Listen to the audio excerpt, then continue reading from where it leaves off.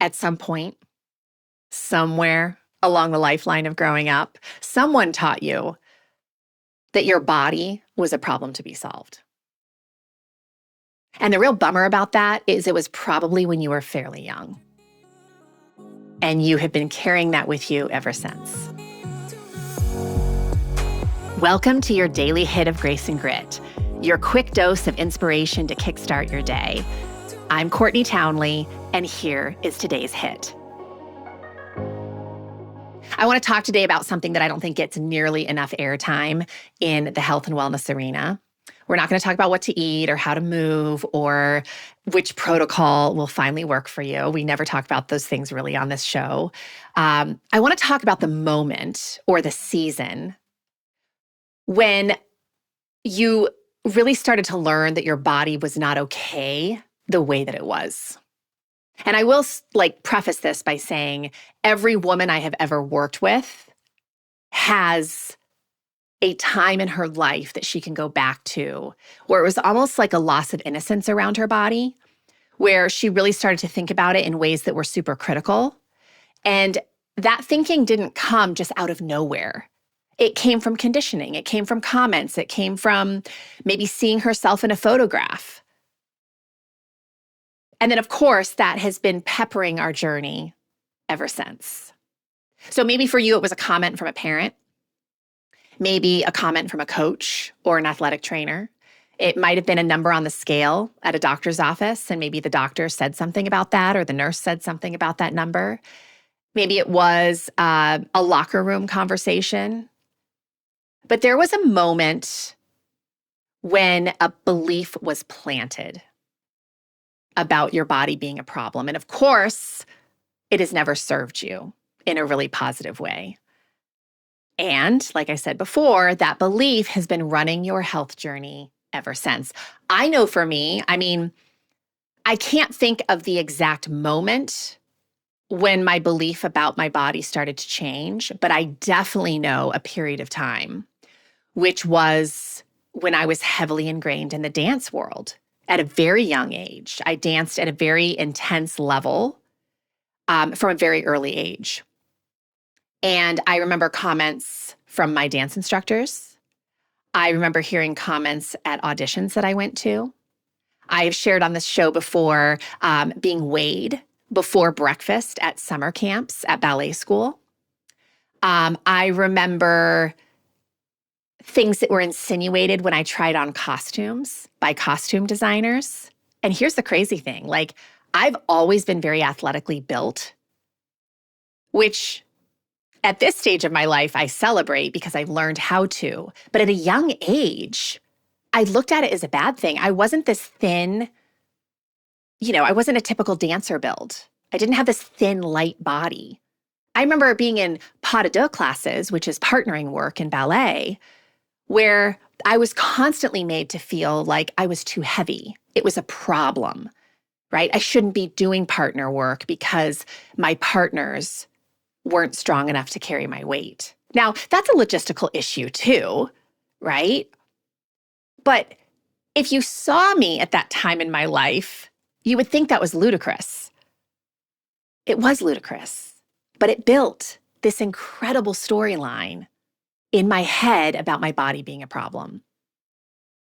And from a psychological standpoint, right, when we share the idea that the body is not the problem, which is something I'm constantly stressing in all of my work, women nod in agreement. They agree. They say, yes, I know. I know my body is doing amazing things to support me in my life. I know I should be putting my time and attention on other things.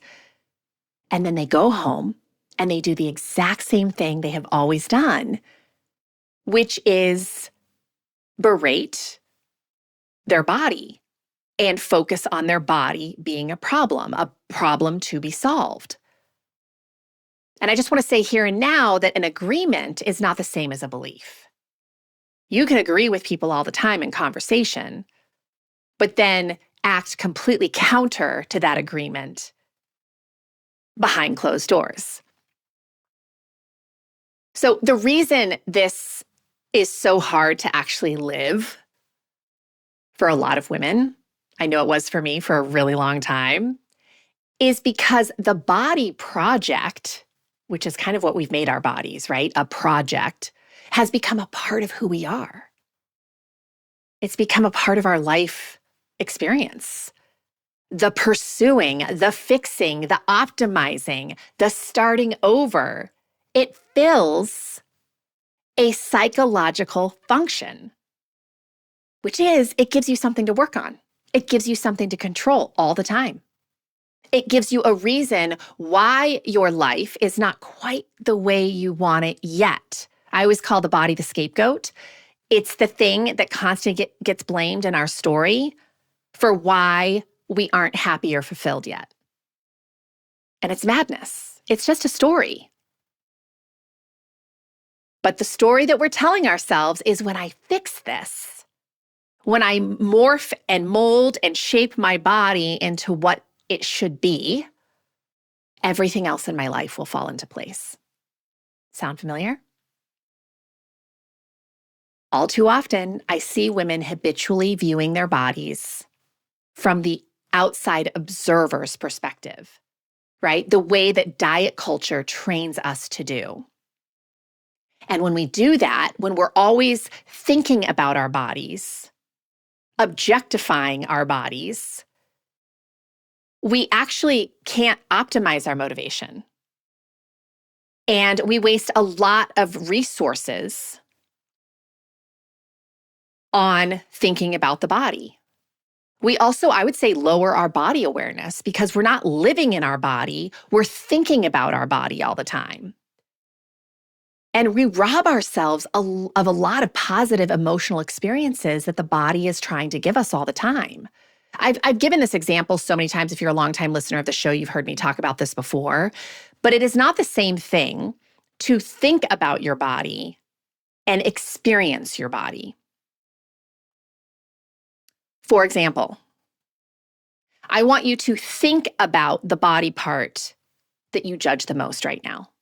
Maybe it's your hips, maybe it's your butt, your chest, your face, your shoulders. I don't know what that part is for you, but most women have a body part that they are very critical of. What is that for you? And go to that criticism. When you're critiquing your body, that specific body part, what does it sound like? My hips are too big. They should be smaller. I'm never going to be where I want to be. Hers are so much smaller than mine. Like, what's the narrative?